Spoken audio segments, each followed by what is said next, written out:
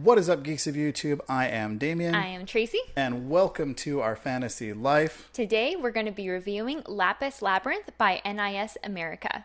Subarashi!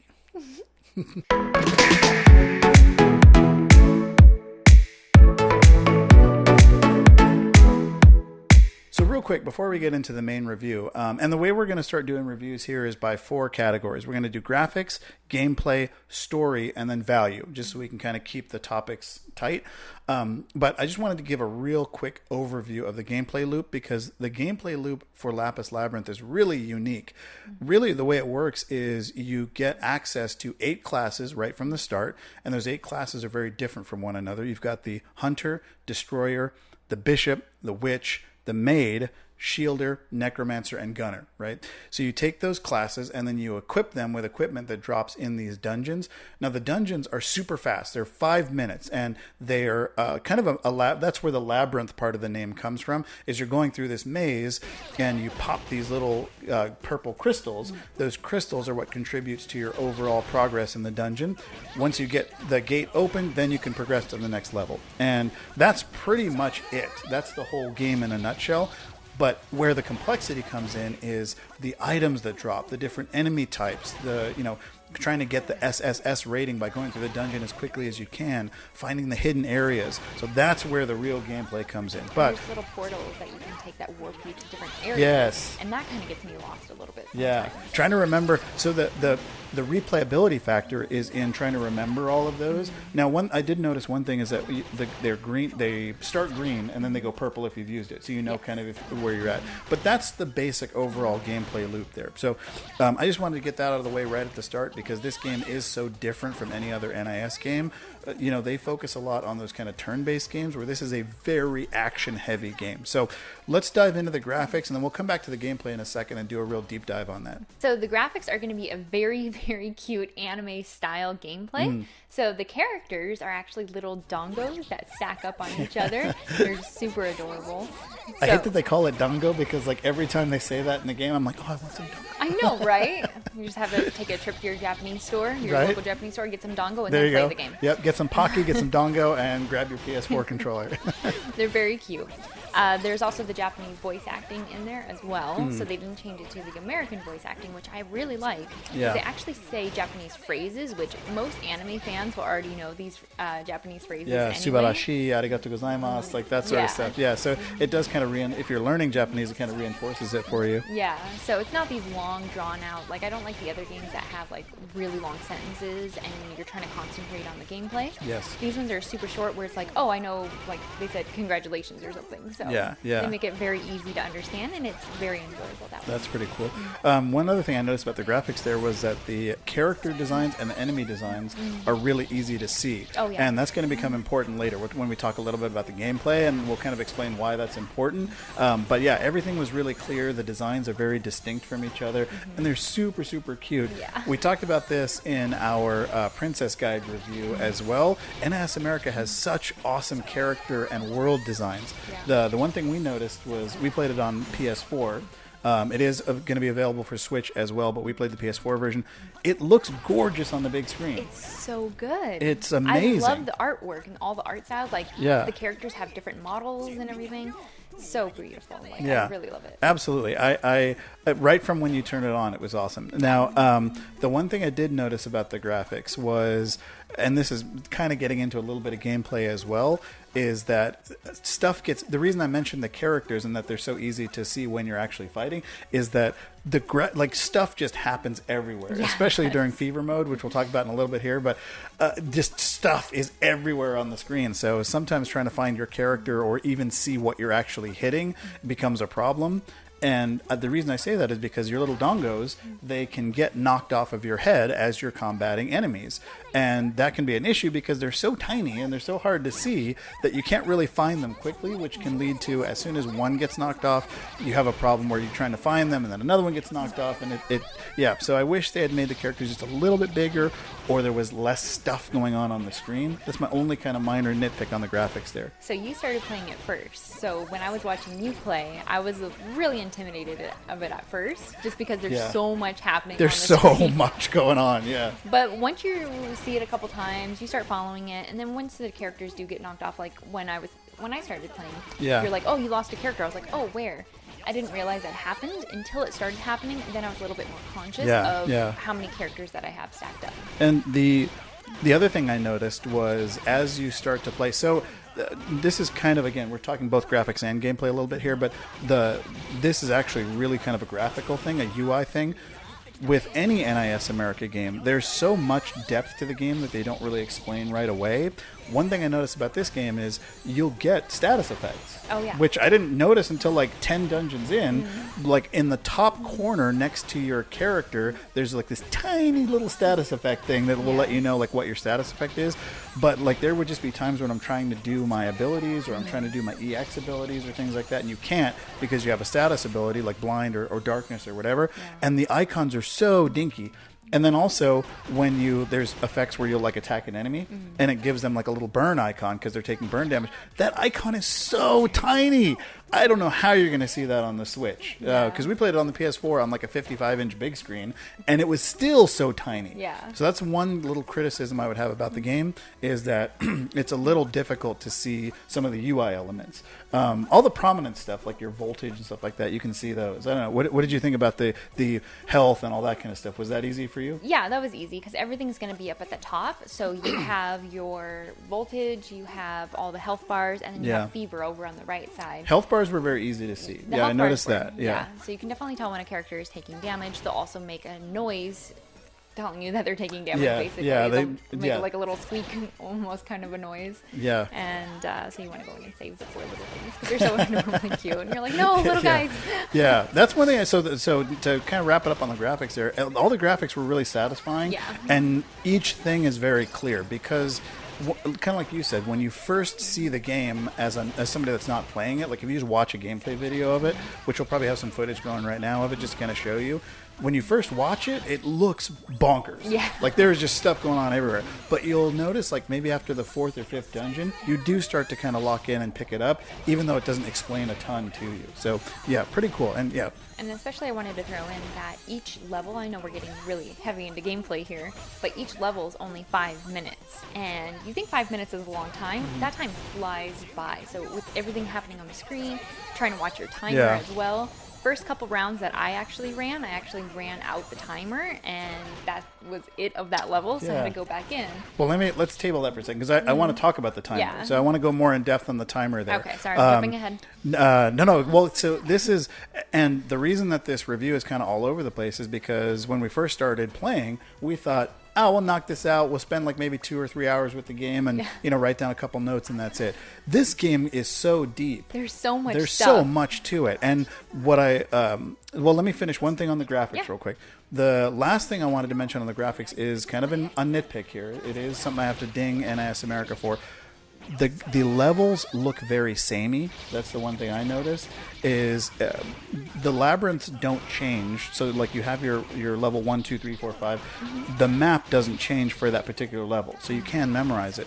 But they just look so samey. There was times where we both did this. I'd be running into a wall, not even able to see it because it looks like the background. Yeah. And then you would realize when you're not moving, like, oh, that's a wall. Yeah. But like sometimes the stuff was just so hard to see. So I wish they had put as much care and effort into the levels as they did the characters. So that means that when he was watching me play, he saw me running into that wall, and I was hoping he wouldn't see that. I know how to play games, I swear. That's all right. I was running into him too. So yeah. So I guess because we both did it, I'm gonna have to call that out as a minor little nitpick there. Of like, I wish the levels were a little more clear. I wish the levels had the same sort of chibi like kind of graphic design as the characters did. But it might also go back to the timer because I kind of feel a little rushed because you have to get through in 5 minutes and you have to get to the end. So I'm like not even watching where I'm going. Yeah. I'm looking for so many different things things. I'm There's looking that at my like kind of fever. franticness. Yeah, I'm looking at yeah. my fever gauge. I'm looking at the voltage gauge. Like Yeah. I'm looking at the health bars. I'm looking at the enemies popping up. I'm looking for like treasure chests and the purple Yep. orbs, and Yeah, and there's just so much going okay. on. So the fact that you mentioned all that means we're going to transition into gameplay here, because that's actually a really good rundown of like there is just so much going on in this game. Yeah. And at first, and we're going to talk about this in the value portion as well. At first, you think, man, $50 for this game, and when you first launch the game, there's really only two things you can do: go on a mission and look at other missions. That's Yeah. it. You can kind of build your party, and it doesn't really handhold you a lot. But the one thing I noticed was that it feels like when you first turn on the game, you're like, oh man, what am I like? This game is going to be garbage, like and I would urge everyone to play until at least chapter 3 before you make a distinction. Because when you first turn it on, you feel like, oh, this is the whole game. I'm just going to go into a dungeon, kill things, and that's it. Okay. But there's so much more depth to it. I see how you mean, like it can be repetitive and Yeah, whatnot. yeah. Well, it feels like it can be Yeah. in the first chapter. Yeah. As soon as you get past the first chapter, it opens up after that. But I wouldn't go far as say it's like garbage, because right when you turn it on, you see all the characters and the animations and just the battle system. Like, yeah, it was super confusing Yeah, at first yeah. for me, because I was like, I don't know what to do, like, because you already played it like so much before I did.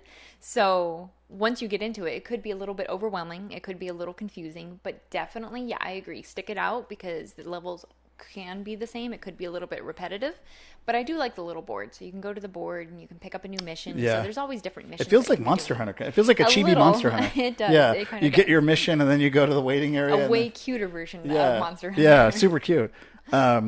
Yeah, so let me talk a little bit about the gameplay here. There are 8 classes. I liked about the classes, I don't know if you found this as well. They all feel very different. Yeah, they like all have none their of own them feel the personality. same. Yeah. Yeah. My fear was that when I saw the Shielder and the Destroyer, I was like, they're both going to be kind of tanky. No, they're very different classes. Mm-hmm. What was your favorite class? Probably the gunner. Yeah, I really like the gunner. I think my favorite was the hunter, because I like mobility. Oh, yeah. And the hunter, well, let me kind of talk about why there. Is she the one with the 2 daggers? The 2 daggers, Yeah, I really liked her. So Really liked each her. character has a range of abilities. They have their triangle attack, which is... they have the square attack, which is like their main attack, primary. which can combo up to 5 times. They have a triangle attack, which is kind of like Super Smash Brothers a little bit. It's the same attack, but if you hold left, right, up, or down, it does a different animation. So, like, for example, with the hunter, if you down triangle, it's like this kind of slash downwards. Yeah. And if you up triangle, she slashes upwards. Yeah. So I like that she had a lot of mobility. The witch is a room clearer. Like, she could just smash everything, but she's very short range. Yeah. But yeah, each class feels like it brings something to the group. Yeah. So playing with the different classes feels really good. Yeah. Yeah, it is interesting to see that they do have the different styles, because the Shielder's not that slow, but then, what is it, the Destroyer, right? Yeah. Yeah, the Destroyer, he takes a while to finish his combo. Right. So he's mainly, I'm guessing, for bosses only. That's what it felt like to me. Yeah. Yeah. It felt like each one has kind of a different... so, like, it felt like the witch was for room clearing. Mm-hmm. The hunter was kind of for if you have, like, very vertical fights. Yeah. The maid was kind of a buffer and things like that. The necromancer is... Like, each one kind of felt like it had a purpose behind it. Right. And then discovering that purpose is part of the gameplay loop. Yeah. The other thing I would mention on the gameplay is that the game, kind of like most NIS games, it is very gear driven. Mm-hmm. It's all gear, basically. Your classes, they don't level up. Their base damage doesn't really increase. It's all about the weapons and the enhancements that you put on those weapons. Yes. Yeah. And then, speaking of that, so I don't know if we're getting to that at all, but you do build up the town little by little. Yes. So Yeah. when you That's another enter- thing to mention. Yeah. So right when you enter, the town's kind of a little bare. There's a couple things that you can do there. But then you start unlocking more and more things that you can do, like upgrade your Right. weapons and everything, extract powers from them. And then powers do a little bit differently, like you discovered. The same thing with like the debuffs that you were saying. Yeah. That you put in equipment on your character, and you really have to watch what you put on your character, because your character kept losing health. Yes. And you're like, nothing's hitting me. So- Yeah, so that's I would read every enhancement. Yes. Because it can get a little frustrating. Now, and the reason that in my in our Princess Guide review and then in some of my other reviews for NIS games, I mention a lot that if you play NIS games, this game will appeal to you and you'll hit the ground running. Is that it does mirror a lot of those older games, like Disgaea, for example. Disgaea is a really good example in that you really have to read all of your abilities. You really have to read all of your enhancements. or I think they're called enchantments, Yeah. because they can. Some of them can hurt your party. Some of them can reduce your damage. Some of them can, like there was this one, I can't remember exactly what it did, but it was like it increased my damage taken by 10%, but it increased my damage output by 15%. Oh, yeah. And the difference was I beat the dungeon the first time with an SSS rating. The next time I went in with that item, I died right away. Yeah. So you really have to be really conscious of your abilities.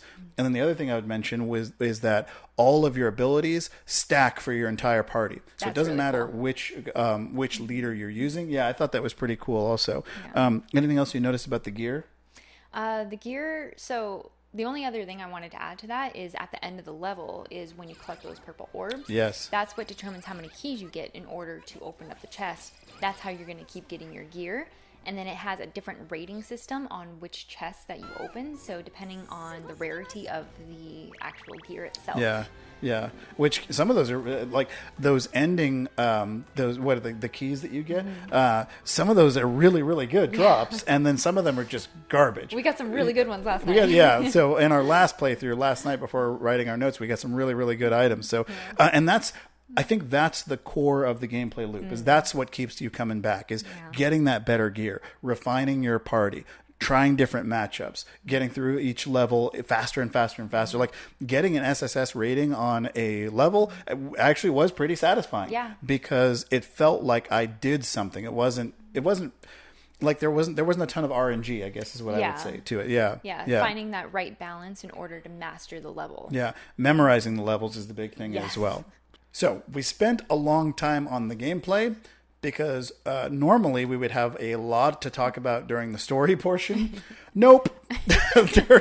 there's no story here. Well, I mean there's like a small story. So you meet up with the mayor every now and then. He's like, hey, like this is opening up in town and whatnot. So you open up another little shop in town, but that's about it. That's I've noticed. The characters don't really have names. Everything's kind of randomly generated for your party. You can rename them. Yeah, you can rename them. You can revoice them at any time. You can change their class at any time. And their appearance. The color, the hair, everything. Yeah. The storyline here is just the barest hint of a storyline to keep you going from chapter to chapter. But I found I didn't mind that so much. No, not really. It just gets you right back into the action. So yeah, the game is they even have like once you've gone through the town one time, you can hit square while you're in town to go to shortcuts. For example, you hit square, go pick up your quest at the guild, hit square, go to the lift, and that's it. I love the shortcuts. The shortcuts are awesome because it gets you right back in the gameplay. Now, there was a couple of times where just to appreciate the graphics, I would kind of bounce around the town and talk to people and stuff like that. That gets old fast, like super fast, because there's a couple of things that you want to do in town. Is you want to pick up your quest, get some food, maybe change in some items or enhance your gear, and that's it. You want to get right back into the gameplay. So did you kind of find that too? Yeah, I agree. Yeah, like after that first time, you're like, okay, that was fine. All right, let's do shortcuts now. So when you handed me the controller and you just let me wander around the town, I was like, I don't even know where I'm going really. And then you're like, oh, well, press square. And I was like, okay. And you're like, shortcuts. And I was like, oh, what? Yeah. So then I figured out all the shortcuts. I thought that was awesome. I like that they included that because it does kind of speed up the gameplay. Yeah. And it gives you the option where if you do want to like kind of walk to the whatever there's a little eatery, there's a place where you can upgrade your weapons. Now I'm sure there's other places that pop up. We only got to midway through chapter 3. Yes. But I'm sure there's other places that pop up because what we unlocked in chapter 3 was where you could temper and add enchantments. So I'm sure it gets more and more and more from there. So we didn't want to spoil it for ourselves and we didn't want to spoil it for you. But yeah, chapter 3 is probably about where the game really starts is what I would say. So you can start preparing for those harder boss battles. Absolutely. So, normally we would have way more to talk about on story, but I guess we can go to final verdicts. Yeah. Tracy, Lapis Labyrinth by NIS America. What was your final verdict? I guess let's give a letter grade. Yeah, everyone does like 8 out of 10 or this or that. Let's give a letter. I'll do a letter grade. What would you give it? I would give it an S. An S. Oh, okay. We're doing Japanese letter grades. Yeah. I'd give it an A. Yeah. I'd give it an A. Yeah, and I want to talk about that because value wise. Now, I know we disagreed on this. This was actually probably one of the first times we disagreed on a review this deeply. So the game is $49.99 for PS4. Yes. It's $59 for Switch. We'll go ahead and tell them let's do the positive first. You tell them why you thought. I mean, for the portability for the Switch, obviously, we always bring up the portability option on there, Yeah. then yeah, that extra $10 does make sense. I mean, I wish it was the same either or, so that you didn't really have to justify it. Yeah. But I think this game is amazing. I really loved the little bit that I got to play of Yeah. it. So I really enjoyed it. So for me, it's tough because so what I try to do is I try to take the game on its own merits, and I try to say, okay, is this game worth $60? Yeah. Right. But what I end up doing is I end up comparing it to other games like Assassin's Creed 3, World of Final Fantasy Maxima, Breath of the Wild, right? Yeah. We have all these other games. I mean, when Breath of the Wild came out, Breath of the Wild was $60. That's true. So and comparing, you get a huge game from Breath of the Wild. I mean, come on. You get a great storyline, everything. Yeah. So like for me, when I compare Lapis Labyrinth to Breath of the Wild, which is unfair. Let me just put that out there, right? That's not a 100% fair thing to do. But if my gaming dollars are limited, then I don't know if I'm ready to pony up $60 for something like this. Now, let me say this. I will say Lapis Labyrinth is a must buy if you like action RPGs or you just like action games in general. I would say it is a must buy, but I mean, I think you got me thinking about that. So Final Fantasy X and X-2 wasn't even $60. Right. So now, to be fair, those are remasters, though. Yeah, those are remasters and re-releases. This is their third or fourth re-release. So yeah, I get that. And that's the other thing is it's tough. So it's tough as a reviewer to say whether this is a good value or not. Yeah. All I can say is that I definitely think this is a must-have on the Switch. Yeah. I actually regret that we got it on the PS4. I don't. I love it on the big screen. I think you were right about like seeing every single thing that's on that screen is going to be a lot harder. I just wish I could take it with me. I know. Yeah. But there's so many games that we take with us anyway. Are we really going to play it like that much? That's true. That's true. Yeah. And one thing about it that's cool too is you can kind of pass the controller back and forth. I was just going to say couch co-op. There you go. Yeah. It's not really a couch co-op because it's more like, but what I like about it is it's not like you have a character that you're leveling, that you're working on, that you're developing over time. You can change the party and change your items at any time. Yeah. So it doesn't feel as limiting to just say, yeah, here, you take the controller, you try for a little bit and try to kind of go through a run. And it is really fun to watch. So, I mean, I'll point out stuff that you don't see. Like, I'm like, oh, there's a purple crystal up over in the corner or something like that. Yeah. So. And the fact that the games are so fast, it kind of takes me back to the old Nintendo days where it's like you would play a game of like Super Mario Brothers and you would run through one level and then somebody else would run through their level and it just, everything was happening so fast. It didn't feel like you were sitting around watching somebody play a single player game, even though I want to be clear, Lapis Labyrinth is technically a single player game. Yes. But it could make for a fun like party game, I think. Yeah, because the levels do go by really fast. So it's not like someone could really like, well, I mean, if they really wanted to, they can hog it for a long period of time, you know? They can take their full 5 minutes. Well, not just that, but be like, oh, I'm doing a whole chapter or something versus just like one level. Yeah, they could, technically. Yeah. So that is our review of Lapis Labyrinth by NIS America. And again, thank you to NIS America for providing a review copy. We really, really enjoyed this game. Yes. So, really looking forward to playing some more. This is another one that I would have bought if I'd seen like a gameplay video of it or something like that. Definitely would have bought this one. So, thanks again, NIS America. Really appreciate it. Thank you. So that's all for us. If you liked what you saw, hit that like button. Hit that subscribe button. Make sure you tag that notify bell so you get that little pop-up on your phone whenever videos like this go live, and you can tap on it and you can hit that like button again. I'm getting way too specific, but it really, really helps out the channel if you hit that subscribe button and just stick around if you like what you saw. So until next time, I have been Damien. And Tracy. And this has been Our Fantasy Life. We will see you next time. Bye. Lapis Labyrinth. Labyrinth. Labyrinth. That would actually be I would buy that game. It's the Pokemon version. It's just Lapras swimming.